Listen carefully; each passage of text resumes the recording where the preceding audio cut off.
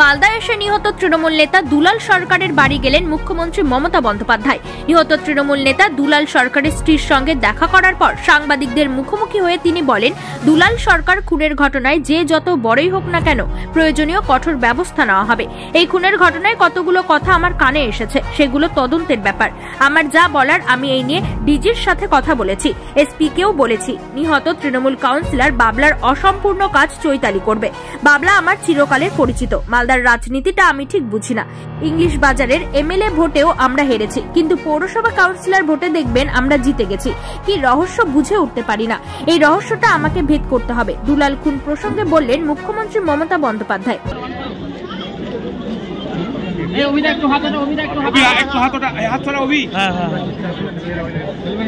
আমি এতক্ষণ এটা নিয়ে চৈতালির সাথে ডিটেলস আলোচনা করলাম, যার জন্য আপনারা দেখতে পাচ্ছেন যে আমার সাথে কেউ আসেনি, আমি একা এসেছি। আর আমার সাথে এসপি এবং আইবি যিনি হেড আছেন তিনি এসছেন। এই কেসে আমি এটুকু বলতে পারি যে যত বড়ই হোক না কেন প্রয়োজনীয় ব্যবস্থা, স্ট্রং অ্যাকশন, স্ট্রিনজেন্ট অ্যাকশন নেওয়া হবে। এবং কতগুলো কথা আমার কানে এসছে, সেগুলো ইনভেস্টিগেশনের ব্যাপার। আমার যা বলার আমি ডিজির সাথেও এর মধ্যে কথা বলেছি, এসপিকেও বলেছি, আইবিরও যারা আছে বলেছি। বাবলার অসম্পূর্ণ কাজ চৈতালি করবে।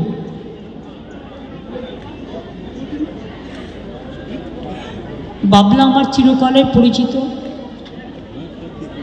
আমি আগে সকালে ফিরে গেলে রাতে ফিরে আসতাম। মালদা এরকম অনেক ঘটনা আমি সাক্ষী। এবং ও আমাদের একজন নিরলস কর্মী ছিল এবং এলাকায় মানুষের কাছেও পপুলার ছিল। কিন্তু মালদার রাজনীতি আমি একটা বুঝি না। এমএলএ আমরা পাই না, এমপি আমরা পাই না, কিন্তু কাউন্সিলর ইলেকশনে, বেশ করে কর্পোরেশন ইলেকশনে কেউ কেউ জিতে যায়, কর্পোরেশনটা পায়। জানি অনেক রকম খেলা চলে। এই খেলা চললে এটা তো আলটিমেটলি মানুষের পক্ষে খারাপ হবে।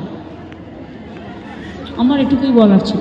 জনপ্রিয়তা বেড়ে যাচ্ছিল, সেটাই কি কাল হলো? যেটা জনপ্রিয়তা প্রথম থেকেই ছিল, কিন্তু মালদার রাজনীতিটা আমি ঠিক বুঝি না। তার কারণ হচ্ছে এমপি ইলেকশনও আপনারা দেখলেন, দুটো সিটেই আমরা হারলাম। একদম তাই। ইংলিশ বাজারে আপনি ভোটে দেখুন, আমরা এমএলএ ইলেকশনেও হেরেছি, কিন্তু কাউন্সিলর ইলেকশন দেখুন কর্পোরেশন জিতে যায়। আমি তো নিশ্চয়ই চাইবো আমাদের লোকেরা জিতুক, কিন্তু আমার সেটা কথা নয়। রহস্যটা কি? সেই রহস্যের পেছনে কি আরো বড় কেউ আছে, ষড়যন্ত্র? না, রহস্যটা আমার ভেদ করতে হবে। দিদি দলকে কি গুরুত্ব দিচ্ছে না জেলা নেতৃত্ব?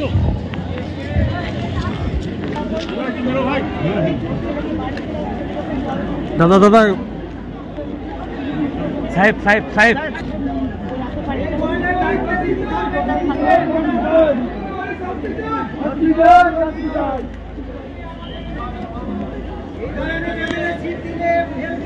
আর কিচ্ছু বলবে না।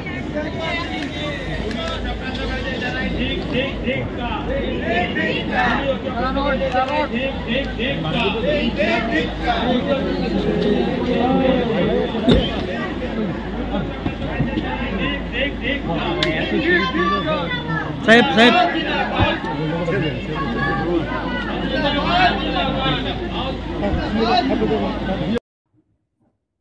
Bureau report, news for Bengal. This channel does not promote or encourage any illegal activities. All contents provided by this channel is meant for educational purpose only.